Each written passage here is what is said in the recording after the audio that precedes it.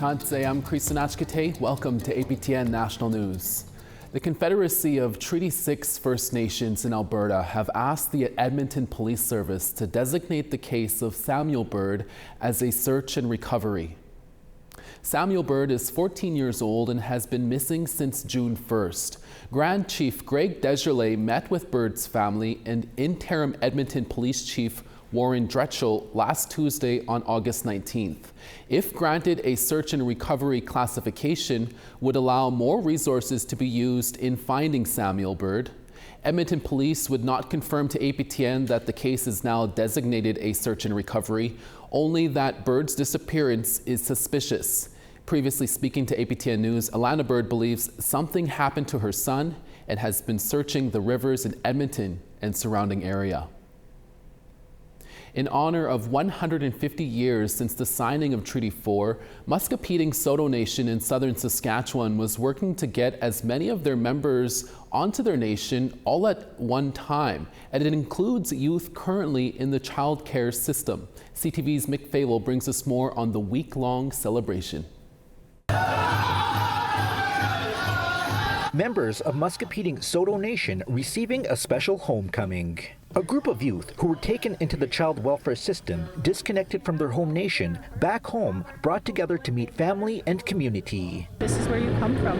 Whether you were raised on reserve, raised in the nation, you can always learn your history. You can always learn your culture. You can always learn who your people are. And we wanted to do that as leadership, to let our people know this is where you come from. Muskiping has been working to make this moment possible, coordinating trips from as far as BC for members to make it to the nation's first annual powwow. Barbara Feiss has raised her son since he was 6 weeks old. She says over the years they tried to get him connected to his home community, eventually starting correspondence. The meeting has been an emotional and overwhelming experience. He's a fantastic kid, and I love it because he's now starting to meet family and making friends and meeting cousins.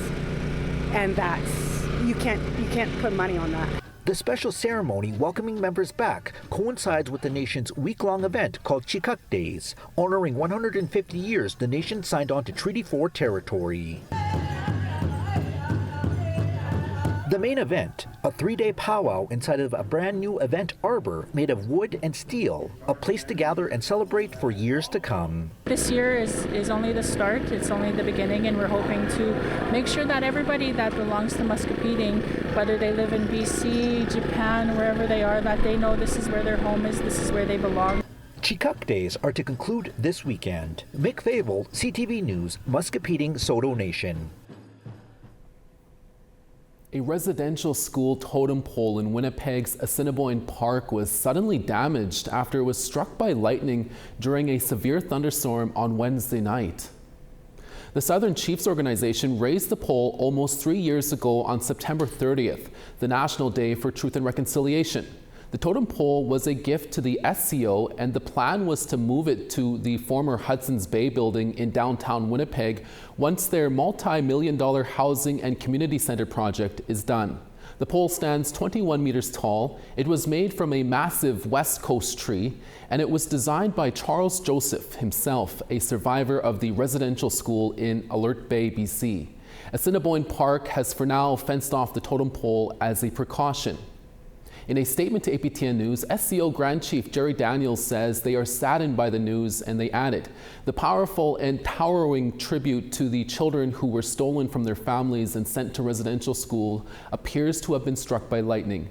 The SCO is working closely with Assiniboine Park to coordinate an assessment of the damage and structural integrity of the totem pole. The SCO is also reaching out to the artist on what to do next." An urban reserve in Winnipeg is taking its first critical step with the federal government's help. The large, mostly empty space formerly known as Kapyong Barracks will move into its design phase thanks to investment from Indigenous Services Canada. APTN's Sav Jonza has more.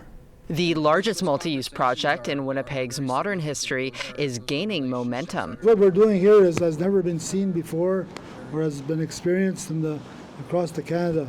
A 109-acre property that is right in the middle of the most affluent community in Winnipeg.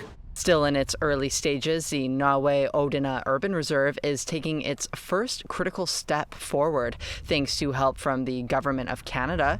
The 109-acre swath of land on what used to be an army base will receive almost $800,000 in additional money from Indigenous services. The money will help cover 45% of the costs related to infrastructure design for roads, lighting, sewer systems, and plumbing for some sections of the property.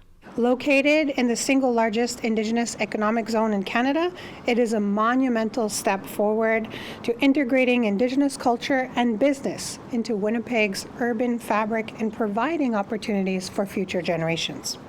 ISC Minister Manigal Masti says the investment aligns with Canada's plan to address the national housing crisis. Nearly 5,000 housing units will be built on the site along with businesses and other developments. Housing, commercial development, education, health, and community space are critical for First Nations. Nawe-Odina stands as one of the largest and most ambitious First Nations-led economic development projects in Canadian history. Nawe-Odina is being developed by the Treaty 1 Development Corporation, a partnership of 7 First Nations. The project began in 2019 and has received a total of $5.5 million in funding from Canada so far. Broken Head Ojibwe Nation Chief Gordon Bluesky says it is important the project has city, provincial, and federal support to succeed. I think it's important for all levels of government to see this urban economic First Nation zone being successful, because it just allows to show what working together looks like. A gas station and convenience store opened on the property this June.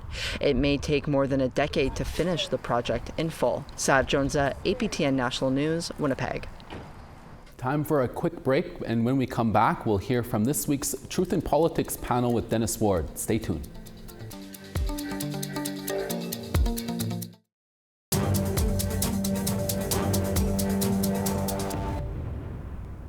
Welcome back. As we reported earlier this week, some First Nation leaders in southern Manitoba are calling for a summit on the leadership of their Grand Chief. This is the second time a non-confidence vote has been requested during Jerry Daniels' leadership at the Southern Chiefs organization. Other Indigenous political organizations and governments have also been in the news this week, dealing with questions around leadership. That's our topic for this week's Truth in Politics panel with our Dennis Ward. Jennifer Leywitz is the CEO of Pasquale Strategies, and Nigon Sinclair is a columnist with the Winnipeg Free Press. Jennifer, Nigon, great as always to see you. Jennifer, we'll start with you, and it's unclear if a Chiefs in Summit non-confidence vote will happen at the Southern Chiefs organization, as the executive is working to set up a sit-down, but it appears on the surface to be about the MOU signed with the Manitoba Métis Federation. Your thoughts on this? Well, this is the second time we're hearing about an issue with Grand Chief. I'm sure it goes much deeper than just the MOU that's signed. I was reading the CBC article right before we filmed this panel because they had another updated article on it, and it was talking also about the alleged allegations that happened with the disturbance back in December during AFN week in Ottawa. And, I think this is a part of a much larger picture where a lot of the grassroots representatives from our nations, our rights holders and their advocates are starting to get to the point where they're getting really frustrated with leadership. And I think this is just another sign of that. I read Derek Niepenak's comments this morning talking about how they have to protect the treaty rights and the rights holders. And if they continue to make decisions, signing MOUs with the Manitoba Métis Federation and not talking to anybody about it, and they're finding out over Facebook, yeah, I can see why some of our grassroots representation are starting to lose that confidence, and whether or not the non-confidence actually happens is a completely different story. Nigon, you wrote about this in your latest column, this latest test of leadership for Southern Chiefs organization Grand Chief Jerry Daniels. You referred to him as a political cat. Your take on this? Yeah, I was saying that he has 9 lives. If you had asked many people, I think many people would have thought that he would have been removed after the incident in Ottawa. And then there's some allegations of some financial issues. There's allegations of staff removals. There's allegations of things involving certain business dealings. listed them all off in my piece. When you begin to add all of those up, you certainly start to sense that there is a movement to resist or at least somehow question the motives of the Grand Chief. The reason that I think this is important is because the Grand Chief doesn't represent rights holders. The Grand Chief represents chiefs and is a spokesperson. So the Southern Chiefs organization doesn't hold any rights for anything. What they do is they take direction from the chiefs. And as Jennifer's pointed out, that you can't just simply make a decision on your own without consulting the chiefs. I was on a phone call with two different chiefs yesterday, both from the Southern Chiefs organization independently. And both of them said, this came out of nowhere, this agreement with the Manitoba Métis Federation. I thought it was a good idea when I thought that the Grand Chief had been consulting his constituency. Now I wonder is how many times has the Grand Chief moved without talking to any other chiefs, or maybe a very small select group of chiefs. The fact is that this Grand Chief represents nearly 36 communities, and you have to get the majority of them on board to be able to do anything. And so if there's chiefs that say, I didn't even know he was going to do anything, it's certainly suspicious. And I think I'm not going to call that this is going to be the end of Grand Chief Jerry Daniels, because I would have thought that the last incident would have done it, but I guess we'll see. There's going to be a meeting in about a month where there will be a non-confidence motion, and there is much discussion in a meeting of chiefs this weekend. So we'll see. Jennifer, SCO, far from the only political organization or government-facing leadership issues. Just this week, Métis Nation British Columbia has suspended its president pending an investigation. The same thing happened with the previous MNBC president. Not to mention what's going on with the Métis Nation Saskatchewan, Federation of Sovereign Indigenous Nations, an inability to hold an election for the Grand Chief for the Mohawk Council of Kanesatake. Is it a tough time to be a leader right now? I wouldn't say that it's a tough time in terms of, it's tough for them because they're under all of this scrutiny. I think the scrutiny is warranted, and I think it should be happening. I think it's a tough time for any leader given the issues that we're seeing on the ground that continue to seem to get worse: addictions, mental health, homelessness, all of those things.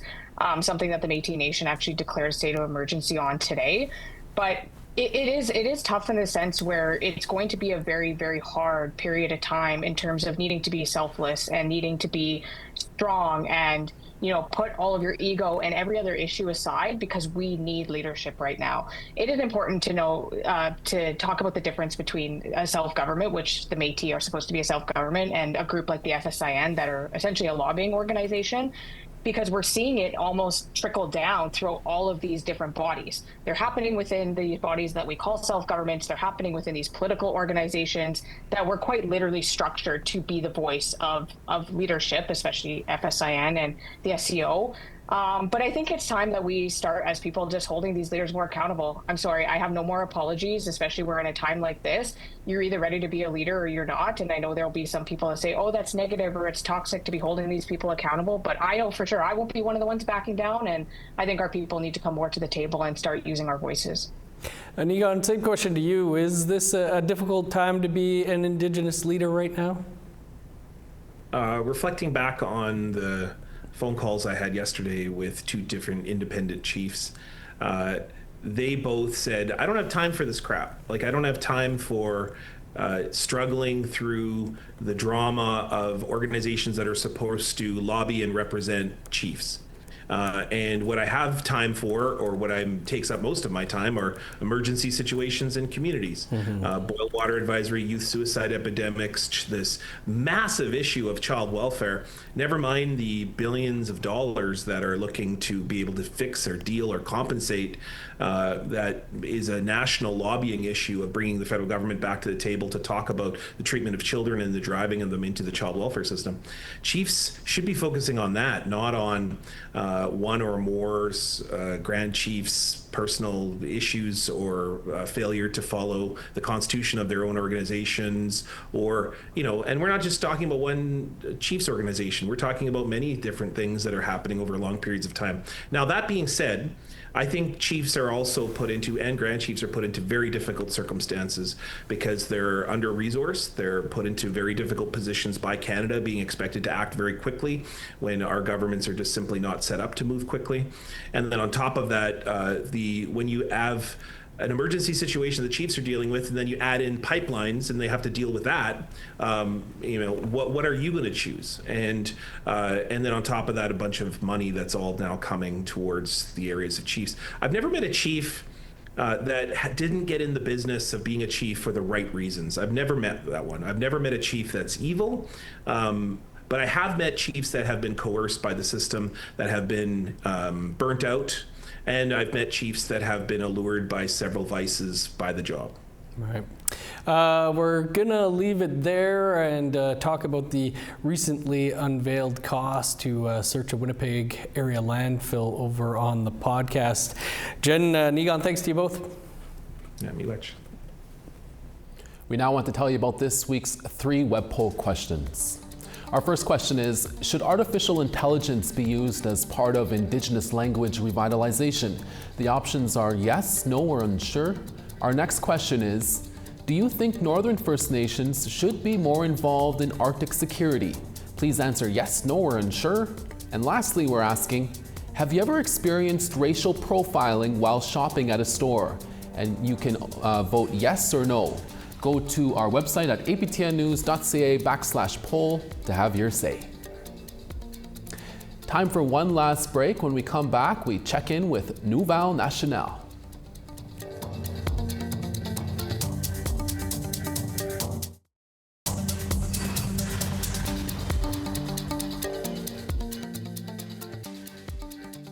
Well, all in for staying with us. St. John 7, Charlottetown 17 and sunny. Anujiwak rain and 7, the Grand River 7 and partly cloudy. Quebec City 24, Gaspé 19 and sunny there. Peterborough 23, Toronto 28. Sudbury 22, Thunder Bay 17 and sunny. Puckedawagan 16, Thompson 17 and sun. Sun's out in Gimli at 20, Princess Harbour 15. North Battleford 20, Yorkton partly cloudy and 18. Buffalo Narrows 13, La Ronge 14. Rain and high level at 17, Fort Chipewyan 14 and sunny. 30 in Medicine Hat, Edmonton 27. Vancouver 19, Bella Coola 10. Sandspit 13, Prince Rupert 16 and rain. Old Crow 9, Rock River 10. Showers in Fort Simpson at 12, Wati 17. Tuktoyaktuk 5, Pawatuck 10 and rain.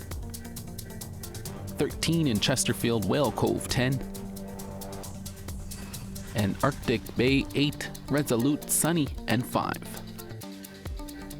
The University of Manitoba's Max Rady College of Medicine recently had the class of 2029's White Coat ceremony, where first-year students read the Physician's Pledge and received their white coats. This year, the university had almost a dozen Indigenous students say their pledge and receive their coats.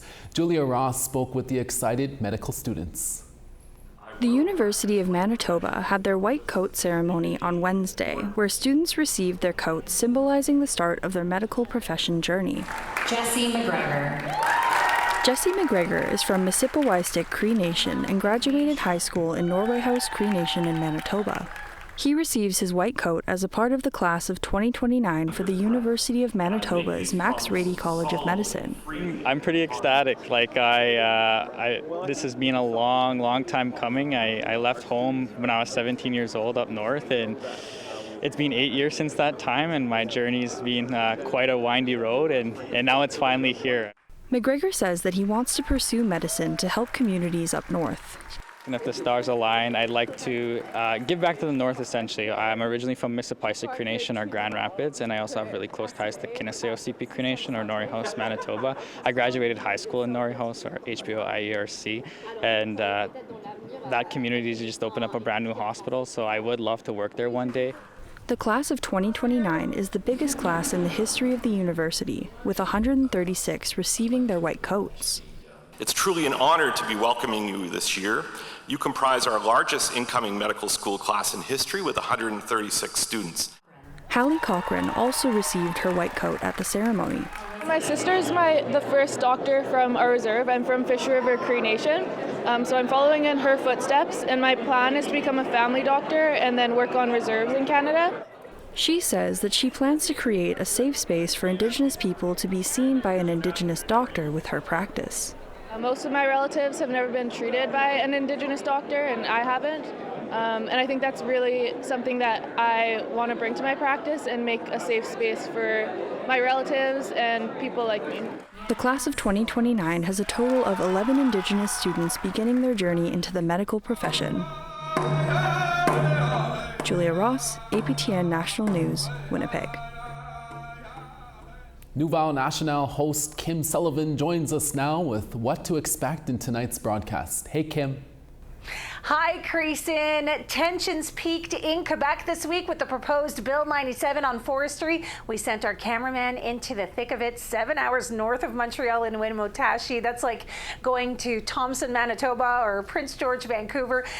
So a tad more than a day trip, but the guardians of the land there were called in by a family trying to protect their ancestral territory, and tensions were growing between them and forestry workers. So many leaders had to call for calm, and our cameraman was there for that. And Kim, the government's finally sat with the chiefs though, right? Yes, finally. And one thing is for sure, everyone agrees that there's need to be changes done to this proposed bill. Stéphanie Desève, our new reporter, dives into what came out of those meetings. Meetings do continue all the way through to next week as well. So we have all that in tonight's show. Kim, you're also sharing some beautiful reports out of New Brunswick and Manitoba that we have aired here on the English side. Yes, we're only a weekly show, Creason, so we often see some great stories on your show happening across our beautiful country, and we don't have the luxury of time to always translate them and air them in our 30-minute weekly French broadcast. However, tonight we chose to share a great report Angel Moore did on birch bark canoes, as well as one Sierra did about that Grandfather Rock in St. Boniface. We know that there's French speakers all across the country, so we want them to feel heard as well. And Kim, let's not forget our French viewers from across Canada can send you story ideas too, hey? Of course, we love hearing from everybody. Nouvelle with an S at aptn.ca if you want to reach us, and we'll be more than happy to chit chat with you. All right, Kim, see you tonight at 6:30 Eastern, right after the national news with Dennis. Yes, see you tonight. And that's your daytime newscast. Dennis Ward is back with your evening newscast in a few hours. Please join us then. From all of us at APTN National News in downtown Winnipeg, Kwana, Hai Hai Miigwech Masicho. Thank you for watching, and we'll see you again next day.